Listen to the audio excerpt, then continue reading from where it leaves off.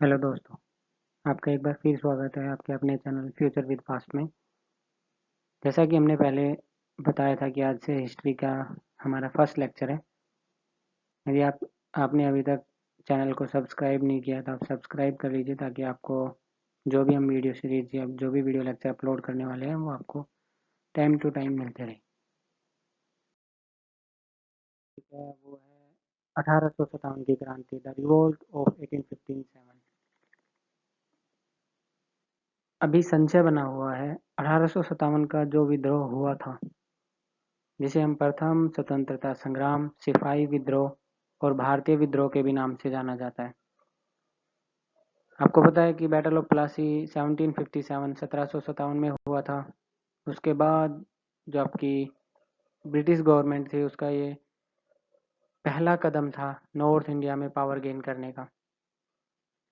और 1857 तक आते आते लोगों के अंदर इतना रोष हो गया था कि उन लोगों को ब्रिटिश गवर्नमेंट के खिलाफ विद्रोह करना पड़ा। इसके पीछे आपके काफ़ी कारण हो सकते हैं विद्रोह करने के। वन बाय वन हम उसको डिस्कस करेंगे। जो मेन कारण है उसमें आपका कारण है इकोनॉमिक कॉजेज, मीन्स आर्थिक कारण। ईस्ट इंडिया कंपनी ने भारत के उद्योग धंधों को नष्ट कर दिया और जो भी लेबरर थे उनसे ज़्यादा से ज़्यादा काम लेने लगे। उनको जो तनख्वाह या जो वेजेस दिए जाते थे वो ना के बराबर दिए जाते थे। दूसरा, जब भी कोई भी प्राकृतिक आपदा इंडिया के अंदर आती थी, जैसे चाहे बाढ़ हो गया या अकाल हो गया, उस टाइम पे भूखमरी, तो सरकार की या ईस्ट इंडिया कंपनी की तरफ से उन्हें कोई भी सहायता नहीं प्रोवाइड की जाती थी। नेक्स्ट 1813 में 1813 में कंपनी ने एक तरफा मुक्त व्यापार की नीति स्टार्ट की। इस मुक्त व्यापार की नीति के तहत जितने भी आपके ब्रिट्स ट्रेडर थे उनको आयात करने की पूरी छूट मिल गई और इंडिया के जो भी व्यापारी थे उनके ऊपर टैरिफ और शुल्क लगाना स्टार्ट हो गया। भारत के जितने भी उद्योग धंधे थे उनको ब्रिटिश ईस्ट इंडिया कंपनी के द्वारा जानबूझकर बर्बाद किया गया, क्योंकि ब्रिटेन में बना हुआ मशीनी माल को बिना किसी शुल्क के इंडिया के बाजार में लॉन्च कर दिया और इंडिया में हैंडमेड गुड को एक्सपोर्ट करने के लिए उसके ऊपर टैरिफ और शुल्क इतना ज़्यादा लगा दिया कि इंडियन जो ट्रेडर्स थे उनको जो प्रॉफिट होता था वो ना के बराबर होता था। उसके बाद इंडिया के अंदर रेलवे स्टार्ट होता है। रेलवे के द्वारा आपके गांव में या छोटे कस्बों में जो भी छोटे उद्योग धंधे थे वो सभी नष्ट हो गए, क्योंकि रेलवे की सहायता से जितने भी ब्रिटिश व्यापारी थे वो उनकी जो पहुंच थी वो दूर दराज के क्षेत्रों तक हो गई और वहाँ से जो आपका रॉ मटेरियल होता है उसको परचेज कर लेते थे।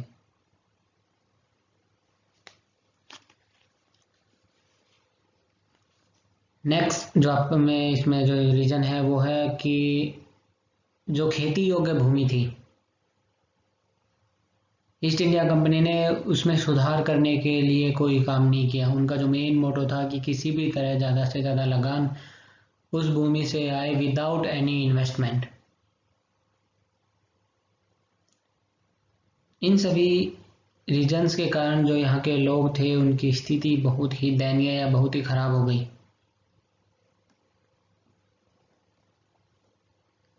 और इन सभी के कारण भारत के जितने भी प्रत्येक वर्ग थे ऑलमोस्ट सभी में अंग्रेजों के प्रति अविश्वास उत्पन्न हो गया और यही अविश्वास 1857 की क्रांति का व्यापक सूत्रधार बना। जो सेकंड मेन कॉजेज है उसमें आपका आता है पॉलिटिकल, राजनीतिक। ईस्ट इंडिया कंपनी की कुछ पॉलिसीज थी like effective control, subsidiary alliance, doctrine of lapse, प्रभावी नियंत्रण, सहायक संधि और व्यपगत का सिद्धांत।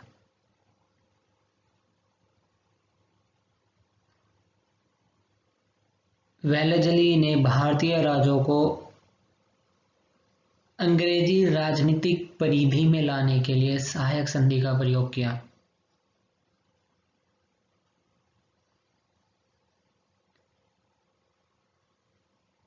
सहायक संधि ने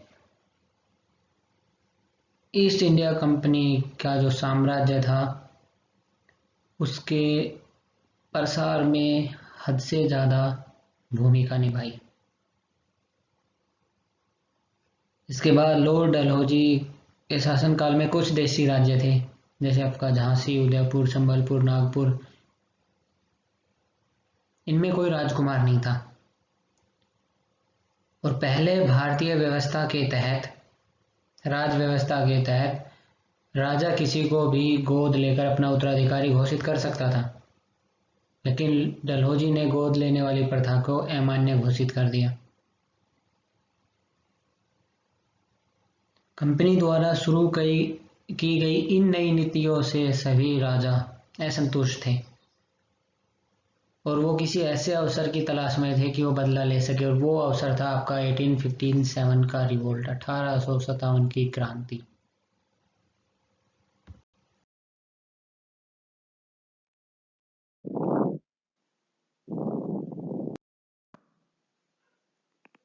उसके बाद हम तीसरा मेजर कॉजेज में डिस्कस करें तो उसमें आता है एडमिनिस्ट्रेटिव कॉजेज या आपके प्रशासनिक कारण। उस टाइम पे क्या होता है कि कंपनी का जो प्रशासन होता है उसके अंदर जो करप्शन होता है या भ्रष्टाचार होता है वो बहुत भारी मात्रा में होता है। चाहे आपके पुलिस अधिकारी हो या कोई भी लोअर ऑफिसर हो या आपके लोअर कोर्ट हो, और एक ये जो करप्शन का जो कारण है ये भी एक लोगों के बीच में असंतोष पैदा करने का मुख्य कारण होता है। दूसरा क्या होता है कि इंडिया के जो लोग थे उनके दिमाग में हमेशा एक चीज़ रहती है, या ब्रिटिश जो लोग थे उनके दिमाग में ये सोच रहती थी हमेशा कि हमें इंडिया में रहना नहीं है, हमें यहाँ पे सिर्फ रूल करने के लिए आए हैं। और ये भी कारण होता है लोगों के अंदर असंतोष पैदा करने का। दूसरा, कुछ का मानना है कि इंडिया में आज जो करप्शन है वह कंपनी शासन की ही देन है। उसके बाद हम नेक्स्ट मेजर कॉजेज में फोर्थ डिस्कस करते हैं सोशल रिलीजियस, सामाजिक धार्मिक।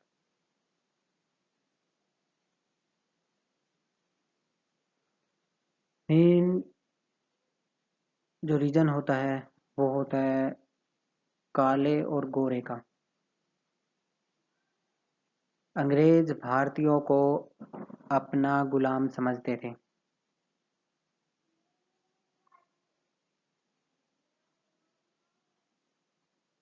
ईस्ट इंडिया कंपनी के शासनकाल में भारतीयों पर धार्मिक दृष्टि से भी कुठाराघात किए गए, क्योंकि ईस्ट इंडिया कंपनी के साथ भारत में जो क्रिश्चियन मिशनरीज होते हैं उनका आना स्टार्ट हो जाता है।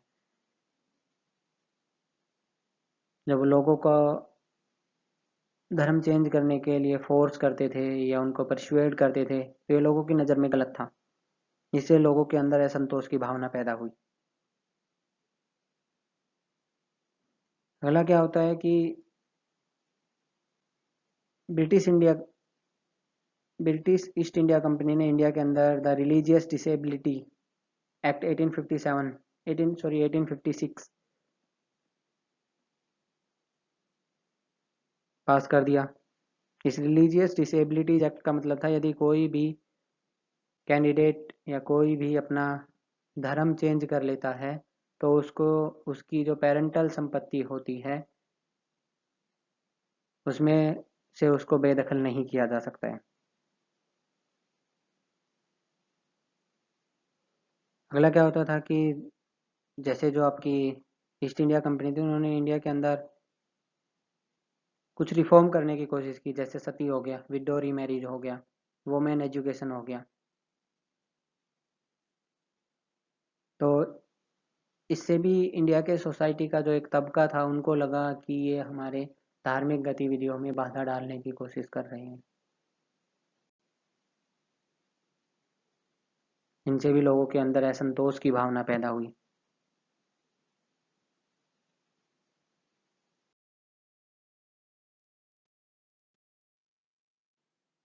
यदि हम नेक्स्ट मेजर कोजेज में देखें तो हिस्टोरिकल कोजेज, इसके अंदर क्या है कि जो सिपाही थे ब्रिटिश ईस्ट इंडिया कंपनी में, या जो भी सैनिक थे, उनको जो भी आपके ब्रिटिश ईस्ट इंडिया कंपनी के जो ऑफिसर थे, उनसे ढेर सारी प्रॉब्लम्स थी। दूसरा क्या होता था कि उनको एक बट्टा होता था, फॉरेन सर्विस अलाउंस, उनको वो नहीं मिलता था। इसलिए जितने भी सैनिक थे उनके अंदर रोष था या संतोष की भावना थी।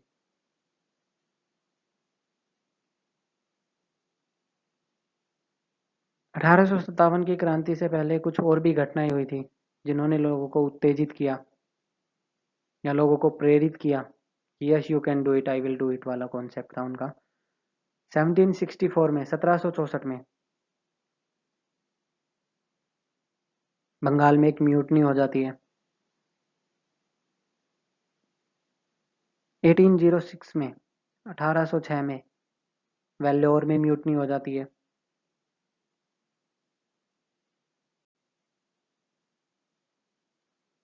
ऐसा ही एक इंसिडेंट या ऐसी एक घटना 1824 में होती है, और उसके बाद सेम इंसिडेंट 1844 1844 में होता है,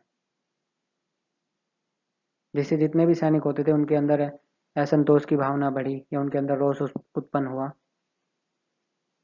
और जो रोष था वो 1857 की क्रांति के रूप में बाहर आया।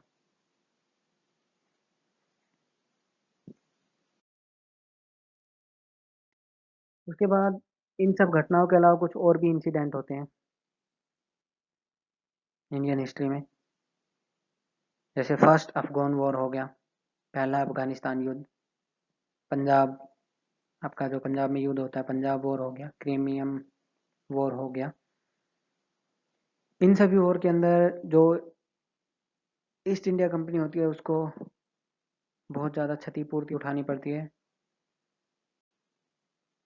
या बहुत ज़्यादा लॉस उठाना पड़ता है। इससे क्या होता है कि भारत के क्रांतिकारियों को इस युद्ध से या इन युद्ध से नवीन आशा एवं प्रेरणा मिली कि हम अंग्रेजों को देश से निकाल सकते हैं।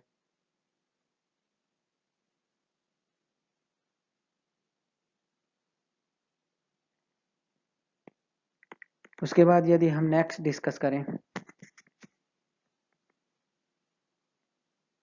तो प्रॉब्लम ऑफ सिफॉय, सिपाही की प्रॉब्लम।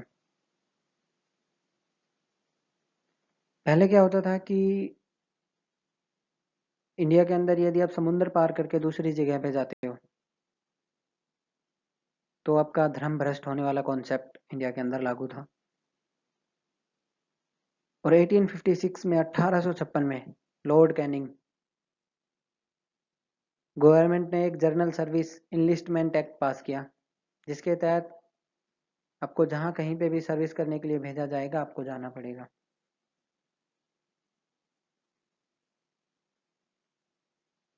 सिपाहियों की दूसरी प्रॉब्लम ये थी कि जो अवध था उसका एनेक्सेशन हो जाता है,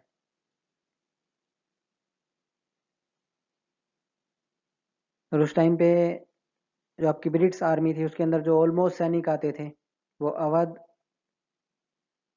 से और आपके जो आसपास के एरिया थे, जो आसपास के इलाके थे, यहाँ से आए हुए थे, आपके नॉर्थ इंडिया से। और जितने भी सैनिक थे उनका जो बैकग्राउंड था या जो अटैचमेंट था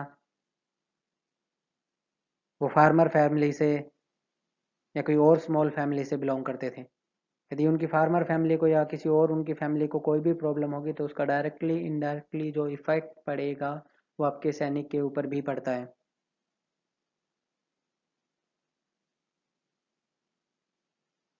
नेक्स्ट क्या होता है कि आपके जितने भी सिपाही होते थे उनको कदम कदम पे नीचा दिखाने की कोशिश की जाती थी ब्रिटिश आर्मी ऑफिसर के द्वारा। उनको अच्छे ओहदे पे नहीं भेजा जाता था या अच्छे ओहदे पे उनकी अपॉइंटमेंट नहीं होती थी। इनफैक्ट जो सिपाही होता था वो यूनिफॉर्म में गुलाम होता था।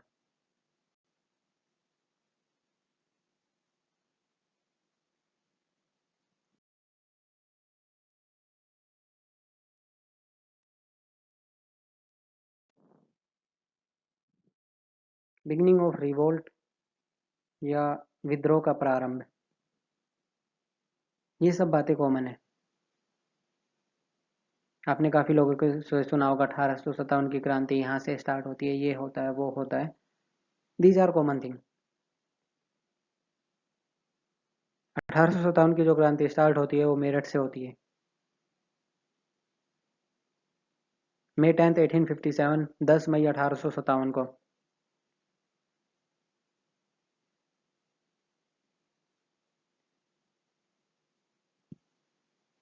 उसके बाद जो मुगल किंग था बहादुर शाह जफर,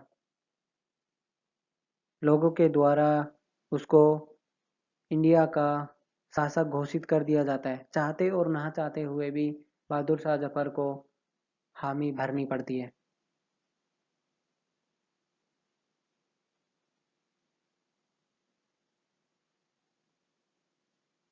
उसके बाद क्या होता है कि जो ये म्यूटनी स्टार्ट होती है या जो ये विद्रोह स्टार्ट होता है, स्टार्ट सैनिकों के द्वारा होता है। और सैनिकों ने इसको क्यों स्टार्ट किया उसके पीछे कुछ रीजन है।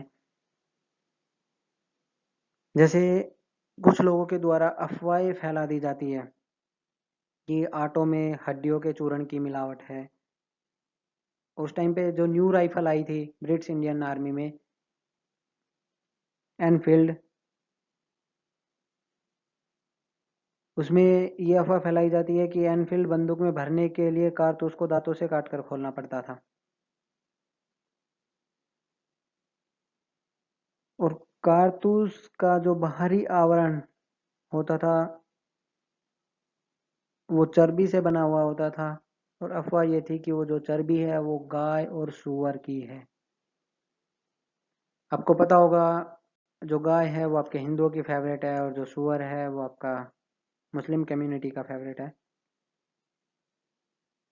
और ऐसा ही जो पहला इंसिडेंट होता है वो बैरकपुर छावनी में होता है मंगल पांडे के द्वारा 29 मार्च 1857 को। और वो ऐसे कारतूस यूज करने से या प्रयोग करने से मना कर देता है। और 8 अप्रैल 1857 को 1857 को उसको फांसी दे दी जाती है मंगल पांडे को।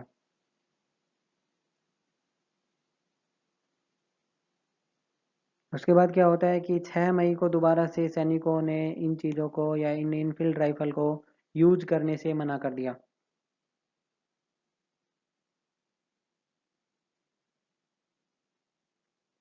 सैनिकों की इन सभी एक्टिविटीज या गतिविधियों को देखते हुए जो ब्रिट्स इंडियन आर्मी थे उन्होंने भारतीय सैनिकों के हथियार जब्त करना स्टार्ट कर दिया और सैनिकों को बड़ी मात्रा में सजा दी जाने लगी और उन्हें कैद किया जाने लगा। उसके बाद 10 मई 1857 को विद्रोह की शुरुआत हो जाती है।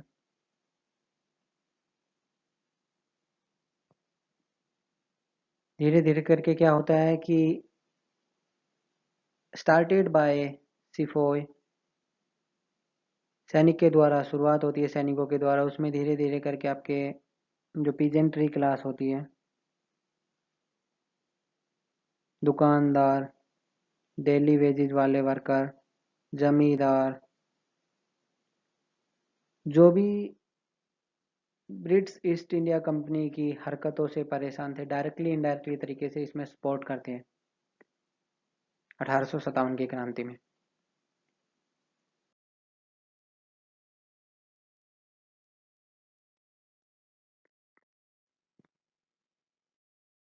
अभी तक हमने सिर्फ कारण डिस्कस किए हैं या the beginning of the revolt discuss किया है।